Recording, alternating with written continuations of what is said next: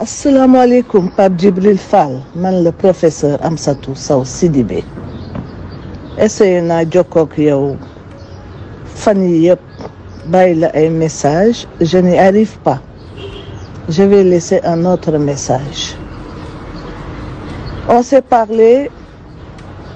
nous avons parlé d'éthique, d'engagement nga ni ma yow sa engagement doo ci génne dara et que bu ñuy wax éthique xëy na yow ci ñi gën a am éthique nga bokk mais li ma remarqué mooy dama wax ak yow dans le cadre d'une coalition ba nga d'accord ba jël engagement ne dinaa nekk ci liste yi te samay nit évidemment coalition leen dinañu nekk ci liste yi nga laaj ma ndax am naa ay parrain ma ne la waaw am naa ay parrain nga ni ma da nga bëggoon ma être en relation avec docteur Sey parce que moom moo doon coordonné waxtaanoo na ak moom ba pare boole ko ak samay nit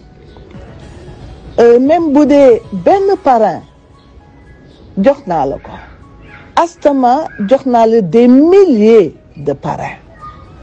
léegi nag li ma seetlu ne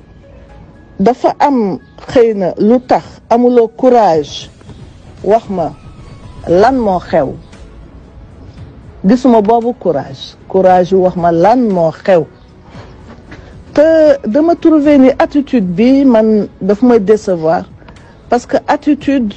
de manque de respect notoire vis-à-vis de moi, vis-à-vis des personnes qui sont avec moi, nga xam ni en toute générosité et en croyance de la fiabilité de ce que tu nous as dit, des personnes qui ont travaillé d'arrache-pied, ñëw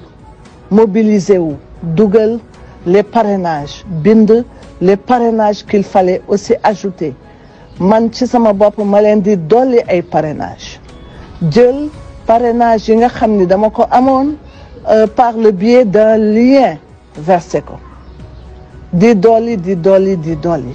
tey li ma remarqué ni mooy nanguwuloo wax ak man xëy na dafa am lu tax nanguwuloo wax ak man même bu dee benn parrain encore une fois jox naa la ko waxatumaak des milliers de parrains li ma lay jëkk ñaan mooy étant donné que da nga garder mutisme te je suis sûr que la nga diggee woon defoo ko nga delloo ma samay parrain dama la ko wax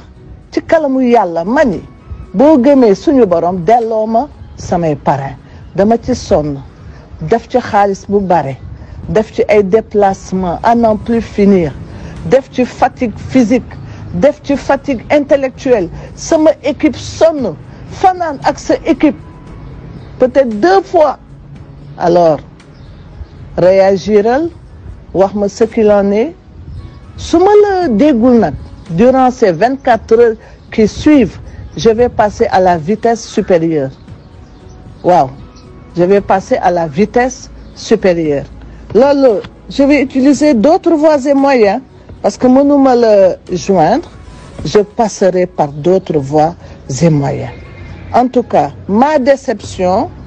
elle est très forte très forte la déception de l'équipe qui était avec moi ñëw di la jàppale elle est très forte et la déception de façon générale sera très forte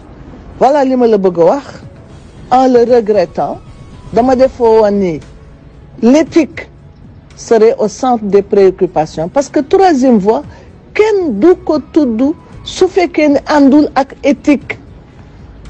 àndul ak force de l'engagement àndul ak force de la parole donnée